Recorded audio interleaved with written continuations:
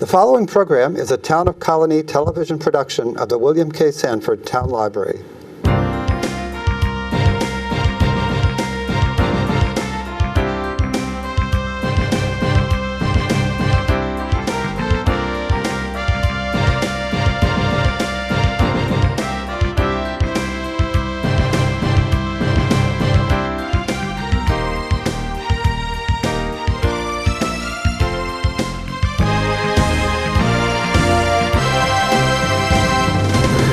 Hi, welcome to the latest episode of Mental Health Now. I'm your host, Matthew Shapiro from NAMI, New York State, the National Alliance on Mental Illness. And today I'm really honored to be joined by two remarkable and inspiring people for today's discussion of how hope starts with you. I think it's something that our viewers have heard me talk about before, but really, today we're going to have a very lively discussion about the power of hope to recovery and how to recover from different things. And I really am so honored to be joined by two of the most inspirational people I know. First we have Michael Saccocio, who's the Executive Director of the City Mission in Schenectady. And we have Tina Lee, our Community Education and Outreach Manager here at NAMI, New York State. And our loyal viewers may remember that Tina's actually one of the few people who've been a repeat guest on the show. So Mike, great to have you. Tina, great to have you back. So, we're going to be talking about hope today and the importance of hope, and it's so key to both recovering from being homeless and from poverty, and as well as mental illness, and there's so many overlaps. But, as Tina and I were driving over here, one of the things we talked about is how you can't dream if you don't have hope, and if you can't dream, you can't see yourself getting out of the situation you're in. And we both, all three of us, get to have the opportunity to see people at some points their lowest, and we get to instill hope on them. But part of that, which I think is so important, is always realizing where there could be an opportunity, right? So one of the great stories you told, Mike, I'm going to have you retell it, is when you were, I believe, as Deputy Mayor of Schenectady, yes. And you went to go see all the different commissioners, and tell a little bit about the story when you go your last visit. Well, one of my visits was to a wonderful man named Carl, who was the Director of Solid Waste for the City of Schenectady, and he wanted me to come to the waste transfer station. And as you can imagine, I kind of put that one off till the end. But I wanted to go, and Carl was a great leader, and it's an important department for the city. But when I went to the transfer station, he brought me to a window where the trucks were dropping off the garbage. I didn't really think that was something to look at, but he wanted me to see, and I'll never forget, he asked me, "What do you see when you look in those pits?" And I responded, "Garbage." He says, "Well, let me tell you what I see. I see my wife's dream house. I see my daughter's college education. I see that sports car I always wanted to buy." He said, "I grew up in a house that ran a garbage business, so every good thing I got in life, I got because of garbage." Then he looked right at me. He said, "Until you stop seeing that as garbage and start seeing it as opportunity, you will never help solve this city's solid waste problems." And I knew even in that moment, this was much more than a talk about how you move garbage. It was a talk about life. Because in my life and all of our lives, we have things that are there that we wish weren't there, but they're present, and sometimes we can't get rid of them. And so the challenge becomes, where is there an opportunity? And how is that an opportunity for me that I can turn what might look like only a problem, but turn it, transform it into something that is not only a blessing in my life, but can be a blessing to others as well. So that story has stayed with me, Matthew, and I appreciate you mentioning it. No, and it really resonated with me, and of course we all have our personal garbage that we deal with. And again, kind of an interesting analogy. I mentioned that Tina has been a previous guest on the show. It was very interesting when she was supposed to be on the last time, right? Allie, your daughter, was supposed to be on with you, and Allie is, how old is she now? She's 24. Right, and has been living with borderline personality disorder for a long time. And I've always seen her as mostly a happy, cheery person. Right. But that day that she came for the show just wasn't a good day, and it opened us an opportunity for us to have a totally different type of conversation, but to show too that this is not, it's all sunshine and rainbows, right? I mean, and I think that's the important thing about taking a situation, right, and turning it around. And I think, having that, what I like to see it as having a growth mindset, instead of having a fixed mindset where, things are just the way they are, it's black and white, and seeing it from a different perspective really opens up, just so much more to that story. It's a great way to present that. Growth mindset. Growth That's mindset. excellent. I think, Yes. I've always tried to be like that, but I've realized, many of our families that we work with don't have that, because, Matt and I, it's too bad we didn't have the camera on when we were talking in the car, because we were talking a lot about, when we talk about that dream and hope, right? When you're in survival mode, right? You don't have the opportunity to dream, right? Because Very well said. And I know that, at your mission, you offer those basic needs because you feel, as most of us feel, we all deserve to have a house, right? To have water, to have food, clothing, right? So that you're able to dream and to, be able to make that a reality, right? So I think, having the ability to have that growth mindset is important, but it's a community project. It's not, it can't just occur by yourself, right? You have to be connected in some way to be able to make that change for everybody. So that is so well said. And at a place like the Mission, we provide those basics, not only because people need them, but so they can dream. You're so right, Tina. And we like to call it your future story. And when you're stuck in survival mode, you lose the ability to dream. And without a dream, it's really hard to help people move to a better place. I tell people a lot, they say, what's your biggest challenge? And people will think of the effects of poverty. It can be everything from addiction to other struggles to broken families and all these needs. They said, no, the real enemy is despair. there you go. Because when people no longer have a hope that the future can be better, it's very hard to help. But when people can get even the seed of hope, even though life is still difficult, with the seed of hope, great things can happen. I think that's the business we're in, right? How do we plant the seeds of hope and then join a person's team to see those seeds come into fruition and really be transformative? Yeah, it's so true. And obviously one thing that also leads to homelessness, of course, is mental illness. And too many people who are homeless do suffer from mental illness as well. And so there's certainly that correlation. But I think there's so many misunderstandings about both communities, whether it's the homeless population or people with mental illness, and the overlap that,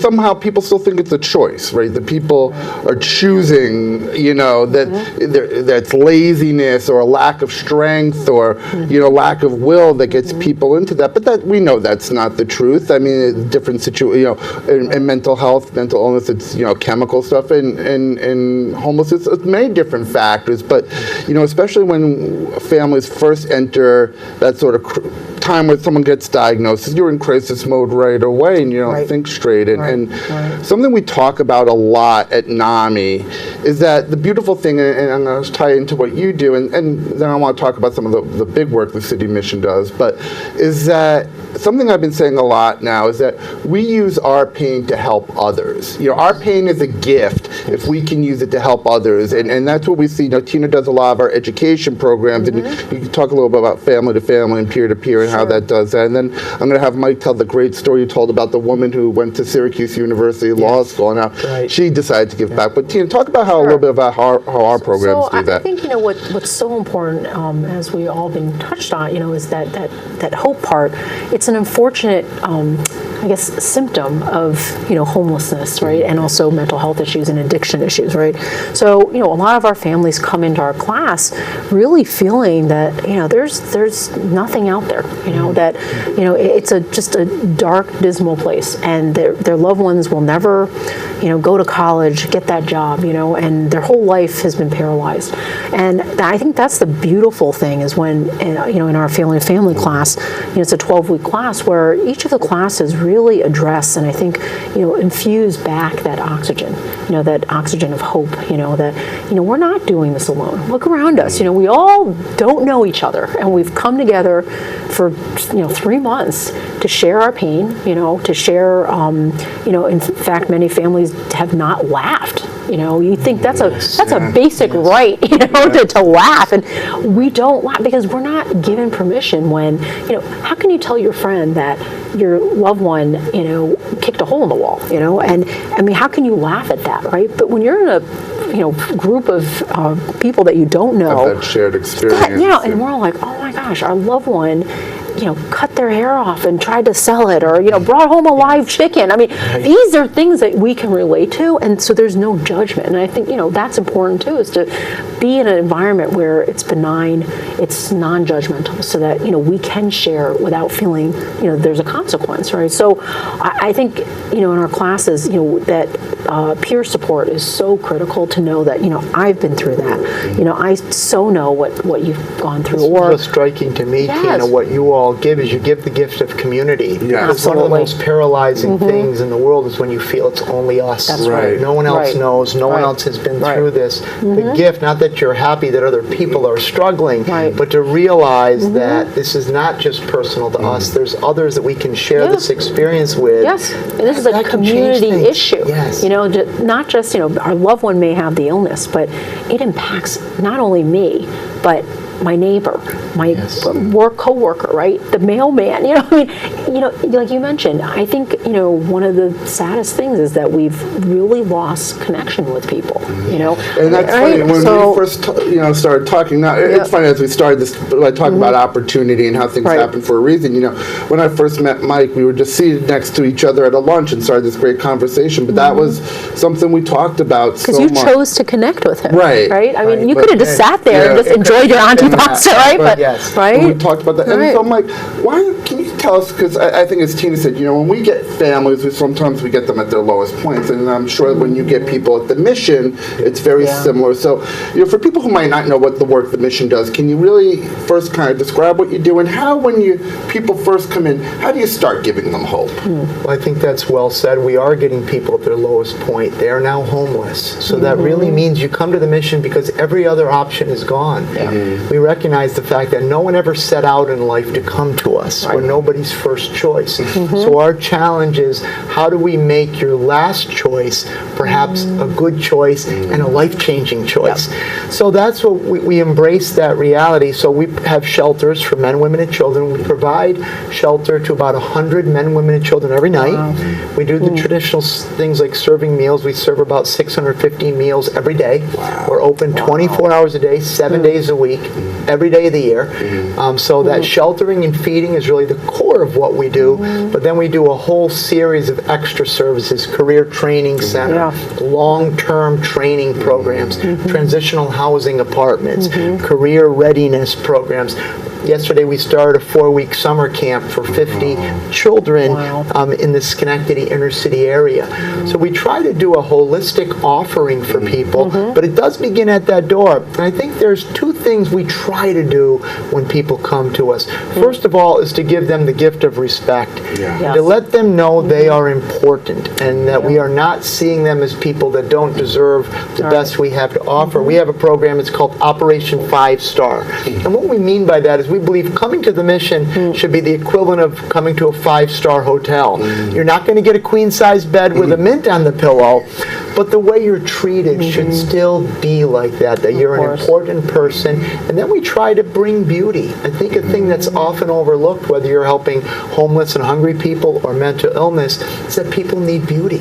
One of our sayings is people need beauty as much as they need food. And so we try with limited resources to make sure in the summertime there's flowers, in the winter there's white lights up, that the place is clean and bright. And let me say, in all these cases, we fall short every day. Tina, you had said that the reality is that it's difficult and it's messy. I was just giving a tour today, and I stopped the group. I said, I'm kind of showing you the best of what we have. Please know it's inherently broken. We're messy. We fall short, but yet a beauty emerges, and good things come from it, and that's really our story. One of my other favorite sayings I use a lot, poor Tina's heard my Matthewisms endlessly. That's a side effect of working with me, but is that you can't let the perfect get in the way of the good, right? Again, if we've helped someone along, at the end of the day, maybe they're not where they want to be, maybe the mission's not where they want to be, maybe NAMI's not want to be, but are we better at 5 o'clock than we were at 9 o'clock? And if we can have that perspective, and if we move the needle a little bit, I think it's an accomplishment. Now, one of the things I'm excited about, too, is hopefully trying to do some work together. Now, Tina mentioned some of our programs. Now, can you talk a little bit about Sure. the peer support program, peer-to-peer, and connections that we might be bringing to the mission? Sure. So, I think, again, our organization does such a stellar job in recognizing, peer support. And that's the most healthiest way to become empowered. Again, as you mentioned, feeling of value and seeing the beauty, of such a painful environment. So we have a couple of programs that are, geared toward people living in recovery. Something called peer-to-peer. Again, that program, talk about relapse, planning. Talking about the illness. Being able to share between somebody else. What happened to them. Why they're there. So we're thinking that that would be a great opportunity for us to potentially hold a peer-to-peer there. Another is our peer connection support group. If you can't commit to a longer course of programming, coming in and spending time with certified peer connection facilitators to talk about what's going on in your life. And I always say too, a lot of our families, when they finish our class, we recommend them to continue family support group. And I always remind them, don't go when you're in crisis, okay? Go when you're in a good place too. Because you never know, what you can do for somebody else, right? When you're saying, my loved one has been doing poorly for, a gazillion years, but now they're doing better. This is what we did differently. You never know if another family needs to hear that, like you said, the hope concept. that, there's a possibility that, my loved one can get there too, The so. folks at the mission have a wonderful saying. They say, my mess has become my message. I love that. And I think We're going to that's steal that. beautiful, and I think that's for all of us. It's a t-shirt on Yeah, that, but right? you, Matthew, is There you go. That's right. It's so open property. true. Yeah. But it is Yeah. so true because none of us want these messes in their heart, but to realize that I can help somebody else with it, because let's face it, sometimes we're in a difficult spot. We want to talk to somebody who's been there. Right. And they bring a special voice, and we're passionate about that. The mission, over 30 of our employees are former residents. There you go. Because Right. they can deliver a message of hope to that woman and child who's just come through the door, I or was that there man who's too. come through the door, Yeah, right? Thinking so it's all powerful. over now. Right. And say, I've walked Yeah. up that driveway, I've been through that door. Look what's happened in my life. It can happen for you too. And so when Matthew mentioned the possibility Right. of working with NAMI and some of the peer-to-peer and some of that support, first of all, we really need the help. Right. Mental illness is a challenging issue. Of course. Sometimes we're not as equipped as we would want to be to do well with it. So we're excited about building a collaboration. Absolutely. We Makes need sense. it, but it completely fits our culture of the people we help. Ultimately, we're equipping you to go help others. Right. That's what gives life extra meaning. Absolutely. And it's so Absolutely. interesting because I think about when I first met, because you picked on something that I want to touch on. And one of the nice things about what we want to do with you guys and do the peer program is that the person that we have in mind, who's one of our staff people, has been homeless. He's lived a very interesting life and challenging life. But, again, to say, I was where you were, Yes. now look where I am, you can be here too. And I think, it's funny, I think again of Tina's story. Like, when Tina and I first met, kind of like you were random, Tina had called me about something totally different, but in our conversation, she mentioned Allie, her daughter, and you know what, I'm a inquisitive person, I'm not a talkative person. I asked about how's she doing, how old is she? Right. And I said, we have, we're just starting this young adult track at our conference. And we have free scholarships. It won't cost her anything to come. Do you think she would be interested? And you had never even thought of anything like that not at all. before. No, not at all. Watching, it was so funny. I remember I met Allie that Friday. Tina brought me over. And she goes, gosh. you thank Matthew. He's the one who brought you here. And I'm like, no, you don't need to thank me. I'm happy you're here. But that was on a Friday.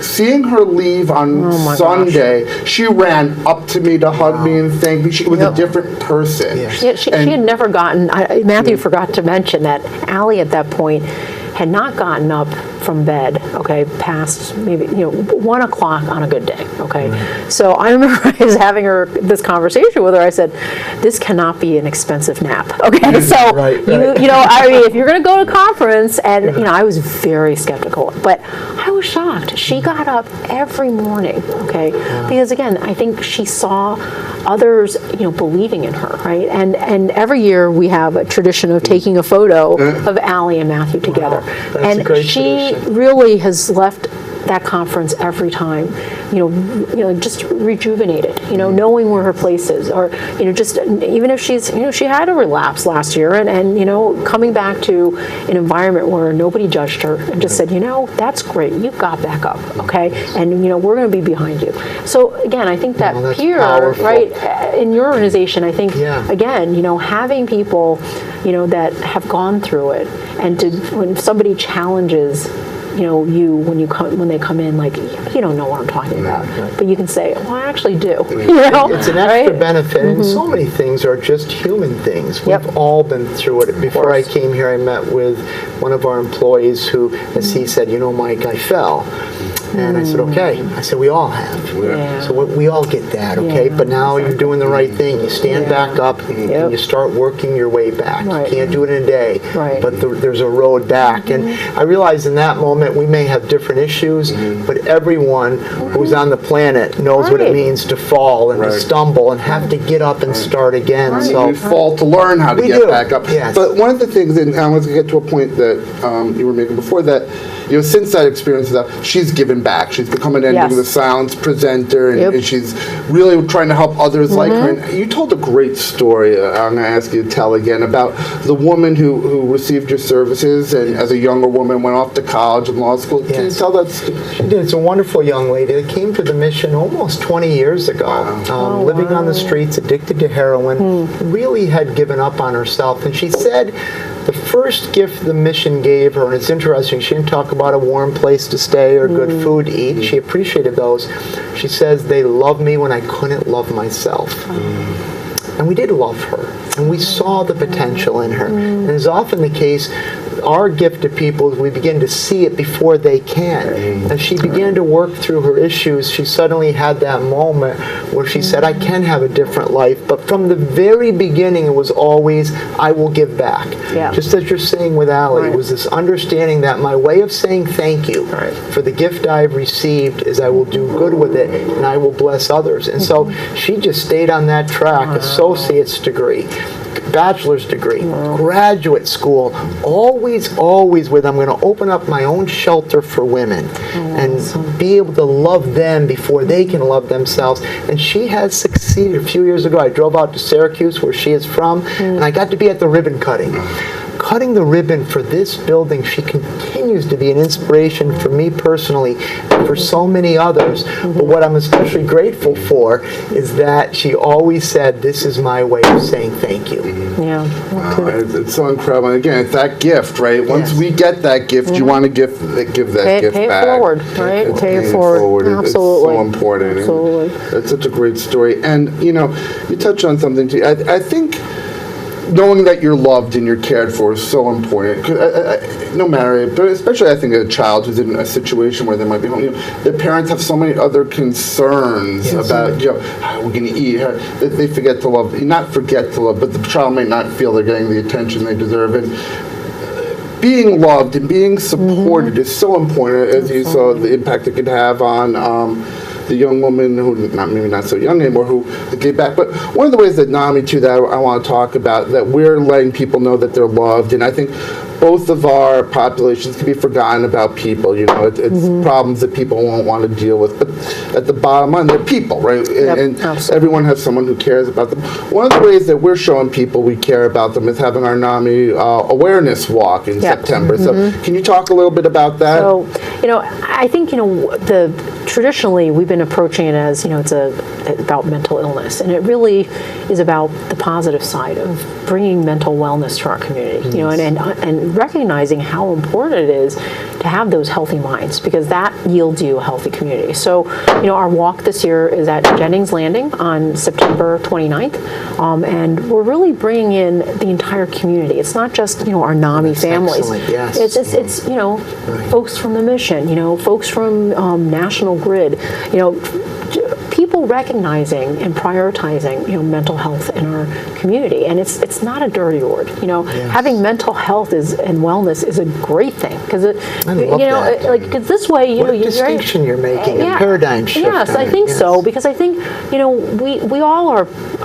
I always say we all have a little something, right? Everyone's one in four people are going to have a mental illness, but all of us are going to have mental health issues. We discussed in the show a lot. We're all going to deal with grief, anxiety, depression at some point, stress.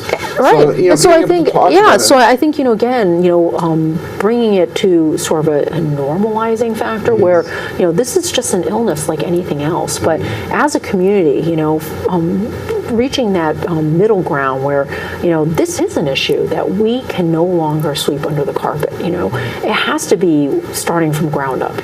At the pediatrician's office, pediatricians need to be aware. At a school level, educators, police officers. Who are we not leaving out? This is everyone. And including people that are homeless or in jails. And I think when I know Matthew and I will agree when we started talking about it as a factor that we need. It's like the gasoline in a car. We have to have mental health. Everybody can't disagree with that. They're like, you're absolutely right. We have to, come out. So we're really hoping that this year, it's really about, more. It's a walk for wellness. I know that's such a great distinction. And one of the things that you pointed out, Mike, that I think is so important too, is again knowing that you're loved. One of the most beautiful things about the walk. I know, my family has been impacted by mental illness. My mom was diagnosed with. Well, at first it was bipolar disorder when I was 17 years old, and I didn't know how to tell my friends about this. Not that I don't want to say I was ashamed. Maybe I was. I think I was confused, right? So I couldn't explain to my friends why my mom left the house. Why is my mom living with my grandparents? What happened? I didn't understand it myself, and I couldn't communicate. And there might have been some shame there. This was, more than 20 years ago.